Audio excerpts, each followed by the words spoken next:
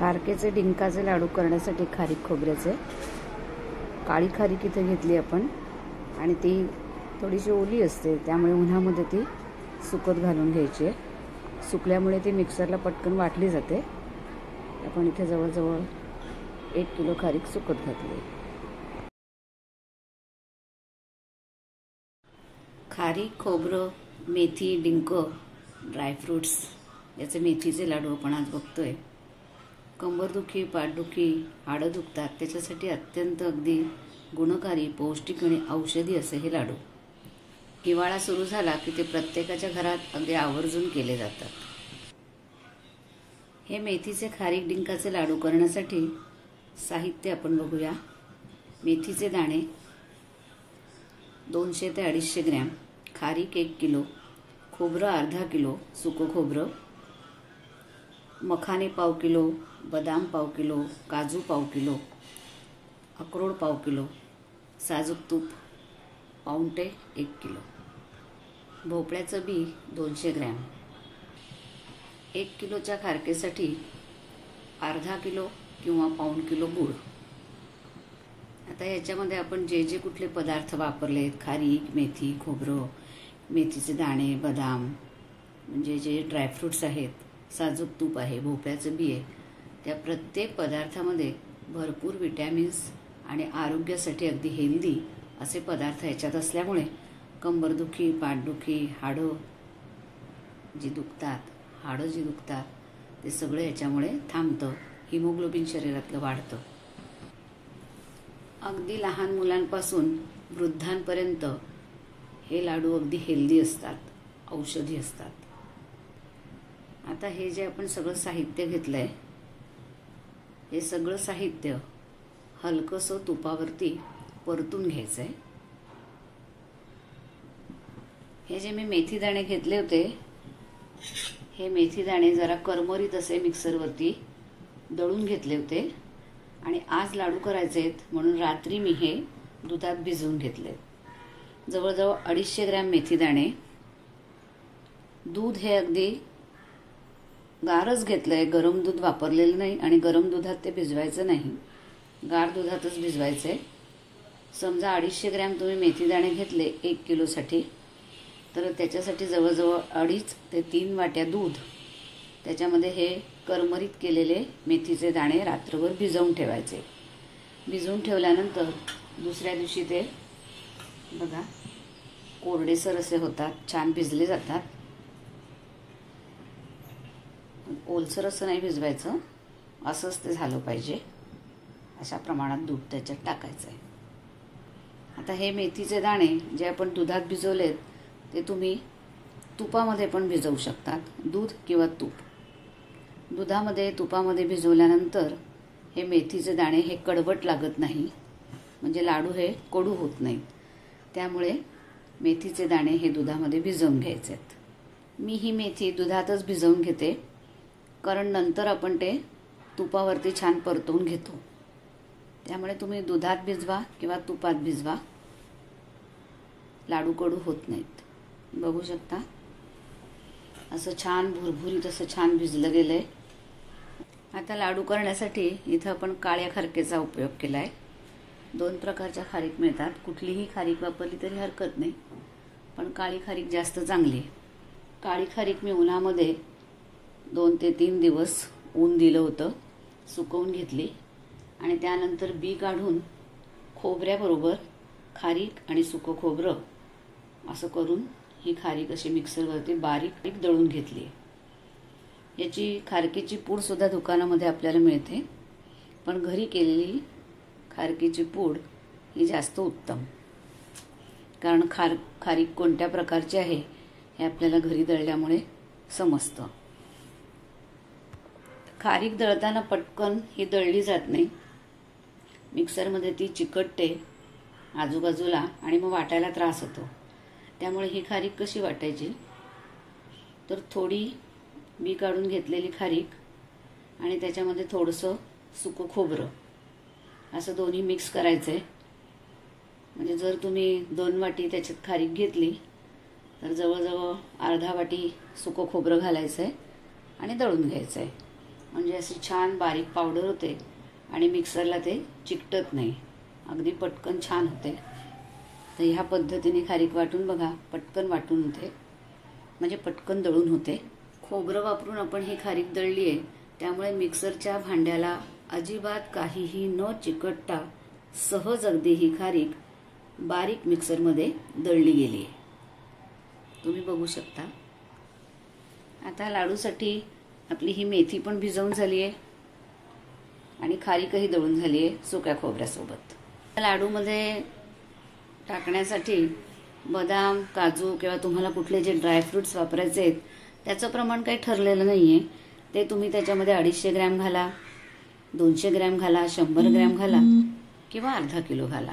हे जे बदाम, काजू, हे जे ड्रायफ्रुट्स आहेत, हे सगळे, अक्रोड, हे सगळे आपण हलकेसे तुपावरती परतून घेणार आहोत. परतून झाल्यानंतर या ड्रायफ्रुट्सची आपण पावडर करून घेणार आहे. हे मी मखाने घेतलेत जवळजवळ पाव किलो. हे पण तुपावरती छान मस्त क्रिस्पी होईपर्यंत अगदी भाजून घ्यायचे. म्हणजे बोटाने जर ते चुरले तर ते असे पटकन असे व्यवस्थित चुरले गेले पाहिजेत. इथपर्यंत ते तुपावरती भाजून घ्यायचे. लाडूसाठी आपण इथे ऑर्गॅनिक जॅगरी पावडर वापरणार आहे. इथे 1 किलो खारीक आणि अर्धा किलो सुकं खोबरं हे दळून घेतलंय. बदाम, काजू सोबत आपण हे अक्रोड पण मिक्सरवरती दळून पावडर करून घेणार आहे. इथे आपण मखाने क्रिस्पी करून त्याची पावडर मिक्सरवरती दळून घेतली आहे. त्याचप्रमाणे इथे काजू आणि बदाम याची पण पूड करून घेतली आहे.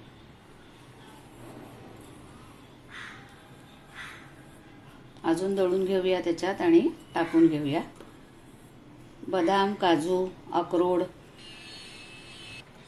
इथे आता घरी काढलेलं तूप किंवा बाजारात पण तूप मिळतं, ते साजूक तूप वापरून याच्यामध्ये आपण ही भिजलेली जी मेथी आहे ती मेथी तुपामध्ये छान परतून घ्यायची. जास्त वेळ परतायची नाही, नाही तर मेथी कडक होते आणि मग ती लाडू असे कडक लागतात. त्यामुळे असे हलकसंच तुपावरती परतून घ्यायचं.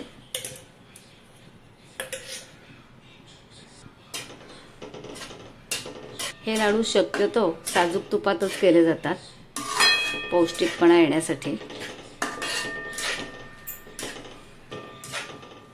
दुधात भिजवल्यामुळे, तुपात भिजवल्यामुळे आणि अशी त्याच्यात परतून घेतल्यामुळे मेथीचा कडवटपणा हा लागत नाही, म्हणजे लाडू कडू होत नाहीत. आता व्यवस्थित परतून झाली आहे, कडवट वास यायला लागलाय. परतलेली मेथी परातीत काढून घेऊया.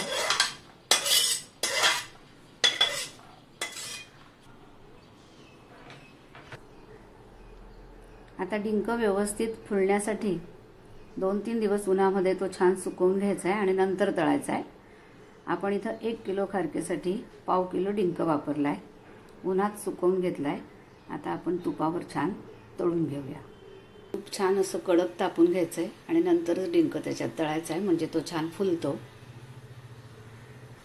अर्धवट कोमट तापलेल्या तुपामध्ये डिंक तळला तर तो फुलत नाही. आता आपण ज्या कढईमध्ये मेथी दाणे हे परतून घेतलेत तुपावर, त्याच कढईमध्ये मी डिंक तळून घेणार आहे.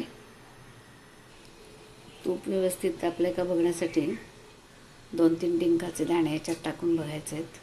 थोडा थोडाच टाकून तळायचा आहे, नाहीतर मग तो फुलत नाही व्यवस्थित.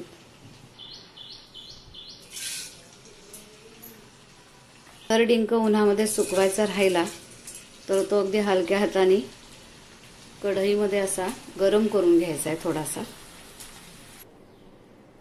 डिंक असा तळून घ्यायचा आहे. बोटाने दाबल्यानंतर तो इथपर्यंत असा कुरकुरीत व्हायला पाहिजे, म्हणजे तो दाताखाली चिकटत नाही.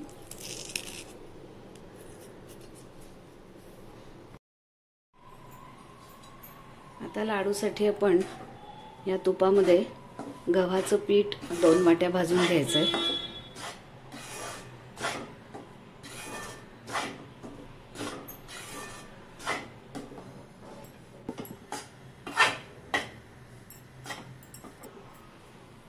पीठ आपल्या अगदी खरपूस खमंग वास येईपर्यंत छान भाजून घ्यायचंय।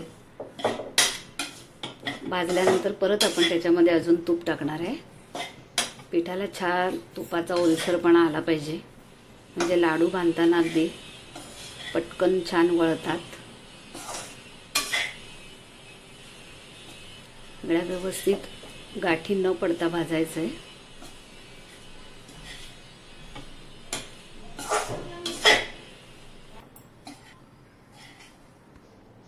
आता हे गव्हाचं भाजून घेतलेलं पीठ, ही परतून तुपामध्ये परतून घेतलेली मेथी ही आपण परातीत काढून घेतली आहे। गव्हाच्या पिठाच्या ठिकाणी तुम्ही उडदाचं पीठ पण या लाडूमध्ये वापरू शकता आणि तुपाऐवजी तेलात पण हे लाडू केले जातात। खानदेशामध्ये शक्यतो तेलातच हे लाडू बनवले जातात। तेलाचं, तुपाचं आणि बाकी सगळं प्रमाण हे सारखंच घ्यायचंय। पीठ आपण भाजून घेतल्यानंतर याच्यामध्ये आपण खारीक आणि खोबरं हे फक्त परतून घ्यायचंय, कडक नाही करायचंय। ते टाकून परतून घेऊया तुपामध्ये।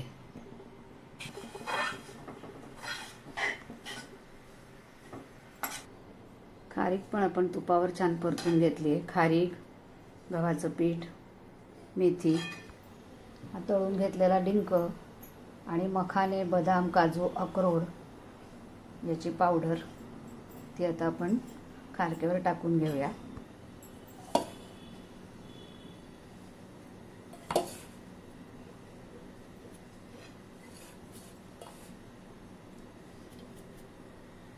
असा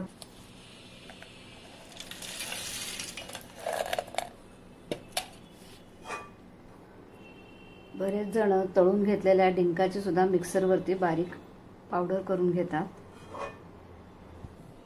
आता हे सगळं मिक्स करून घ्यायचंय एकत्र।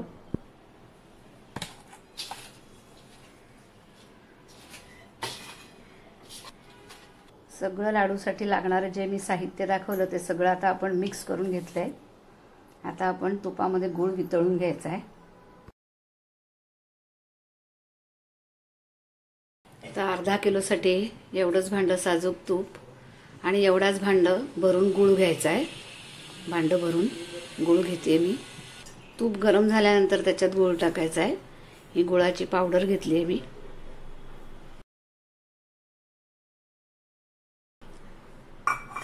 गूळ फक्त आपल्याला तुपामध्ये वितळून घ्यायचा आहे, पाक होईपर्यंत ठेवायचा नाही। आणि हा वितळलेला गूळ आणि हे तूप या खारीकवरती टाकून घ्यायचं आहे। जे आपण ड्रायफ्रुट्स वगैरे सगळे एका परातीत काढून घेतले त्याच्यावरती हे ओतून घ्यायचं आहे।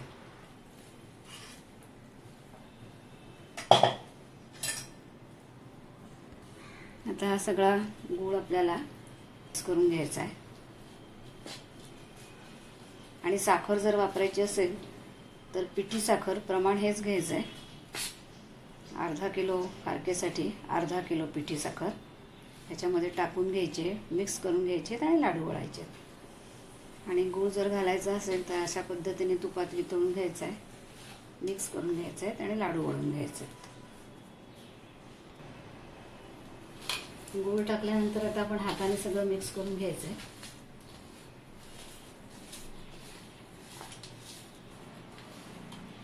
हे आपण अर्धा किलोचे लाडू केलेत, कारण हे गूळ घालून केलेत। आणि जे दुसरे आहेत त्याच्यात मी गूळही वापरणार नाही आणि साखरही वापरणार नाही, कारण खारीक ही गोड असते आणि तेवढेच गोड आम्हाला करायचे आहेत।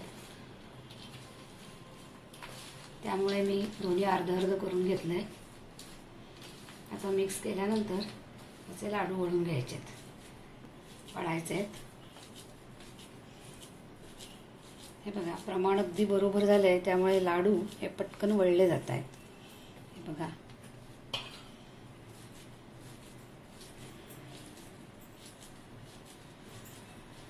अशा पद्धतीने आपण सगळे लाडू तयार करून घेतोय।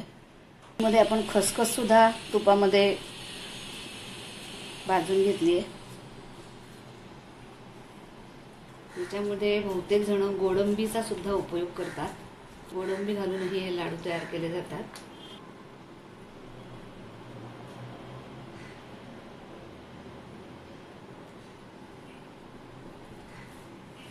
रोज सकाळी उठून हिवाळ्यात हा लाडू खाल्ला जातो त्याच्यावरती एक मस्त गरम गरम ग्लास दूध प्यायचं, म्हणजे शरीराला अगदी पौष्टिक असतो. जर रेसिपी तुम्हाला आवडली असेल तर रेसिपीला लाईक, शेअर, सबस्क्राईब करा, हाईप द्या आणि बेल आयकॉनला क्लिक करा.